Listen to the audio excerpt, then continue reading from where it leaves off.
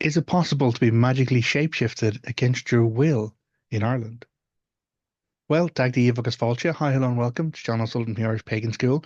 And I am exploring some of the weirder or more wonderful stories of our mythology, the more magical tales concerning monsters or creatures.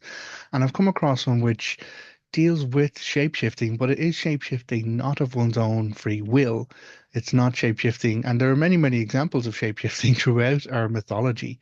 People turning into various shapes throughout the entire Ulster cycle. In fact, 50 women from Aon Macha disappear one night and they come back as flights of birds, which are only recognized in part and then chased by the Cumhaill and his knights, his warriors. But there's another story which is even sadder, because in many of the shape-shifting tales, most times, more often, there's some otherworld lesson to be learned, and then the people who are shape-shifted are returned. Not so in the case of Sadbh. Sadbh is one of the sadder stories about shapeshifting, and it comes from the later Fenian Cycle.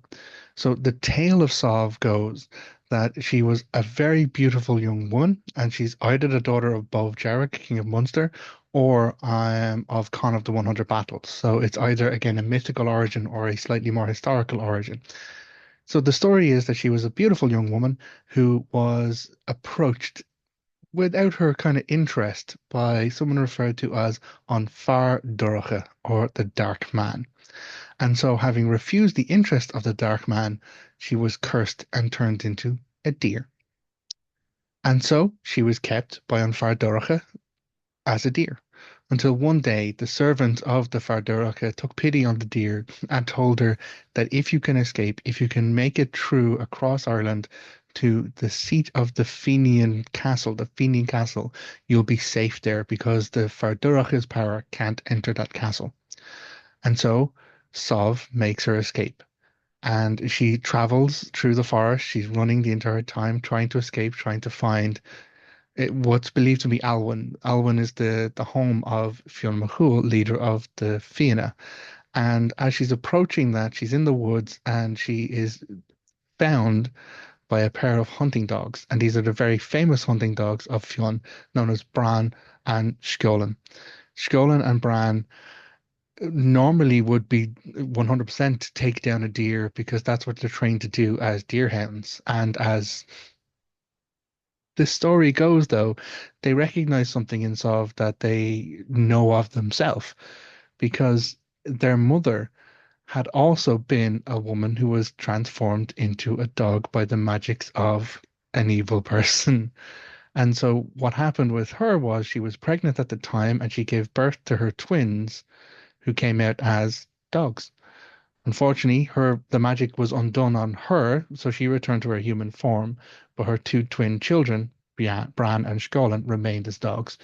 And they were said to be in the lore the cousins of Fionn himself, which is why he has that such a strong connection with those two hounds.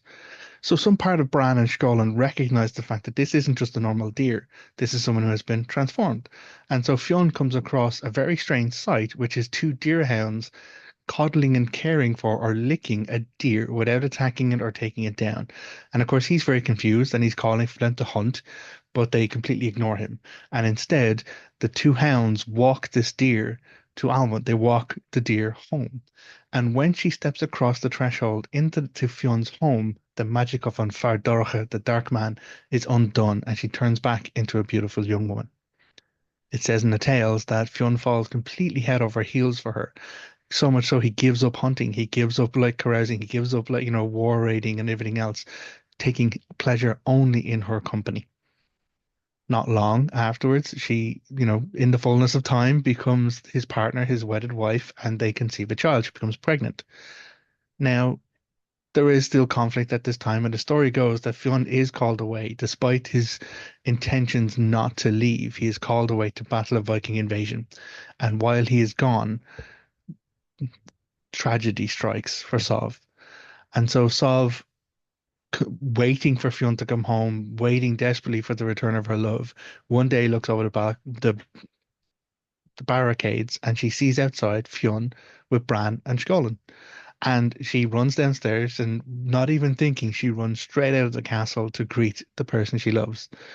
Unfortunately, it is a trick by Doirche, the Dark Man, and he lets fall the fake image of Fionn and the dogs until Sadbh stands before him, and taking up a hazel stick, he strikes her on the forehead and turns her back into a deer. It says Fionn is completely distraught when he returns and finds Sadbh is missing, and straight away he leaves on a hunt. He leaves to try and find her. He does not return home. He will not return home until he finds Sadbh. He spends 7 long years searching everywhere, all around Ireland, up and down, every place, every dark place, dangerous place, looking for Sadbh, but he can't find her. After 7 years, he comes across a very strange sight, and it is a boy, a small boy living wild in Ireland, in the wildernesses, in the dark and dangerous places, living and surviving on its own. And in looking at the child, he recognizes the features of not only Sadbh, but also of himself. And that's how he finds and claims his young son, who he calls Oisín, which means fawn or little deer. So the story is quite a sad one. It's one of the saddest ones that I've come across. As I said, the story of Sadbh, we don't know what happened to Sadbh. Obviously, she gave birth to Oisín. Oisín was not born as a deer, he was born as a child. He was then found and raised. Oisín himself becomes one of the greatest heroes of the Fenian Cycle. In fact, it's also known as the Oisínic Cycle, named after Oisín. It's said that he is the great poet who relayed all of these stories. And this is the same Oisín who rides the horses into Tir na Nog and goes to the land of the ever young, only to return. But maybe more on that another time. So, yes, the answer, not hard to say. It is possible to be turned and shapeshifted without your consent, according to Ireland's mythology and lore.